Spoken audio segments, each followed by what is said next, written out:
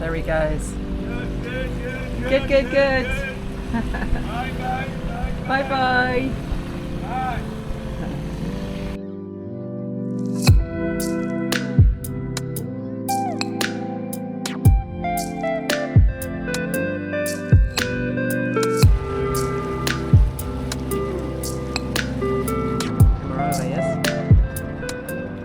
This is the banana boat, and we're buying some bananas today. Oh, look at all those wonderful things. You know, I just get my daughter banana bread. How much is your daughter's banana bread? Just easy. 25 easy. Okay. Since arriving in Saint Lucia, we've gradually been getting to grips with addressing the tasks that needed doing on the boat. The shower pump, which had become blocked and didn't meant you couldn't have a shower on board.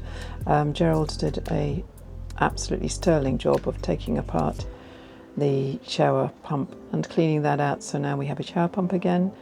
Gerald's gone up the mast today to look at the deck light, take out the bulb to look for a replacement. Dickie and Gerald have been off to the sail loft, and we've spoken to Kenny about his sail loft and his business. From 79, I was working for charter companies, and then I asked him for a transfer, and he tell me yes, he'll give me the transfer, but provided when we have a lot of work, I can go and help the guys, you know. After 14 years, Ian has owned it, my former boss had owned it. He sold the sail loft to me. And you got it? Yeah, the rest is history. He has mended our code 0, and he is also mending another sail as well.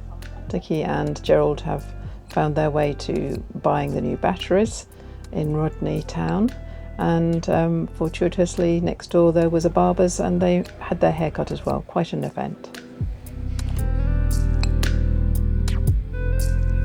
In the next few days we will fill up with fuel, and we will also meet up with the other people from the World Ark on the 5th, which will be fantastic. We've met up with some in passing because they've been moored close to us. We look forward to meeting all of them, and also welcoming some friends and family.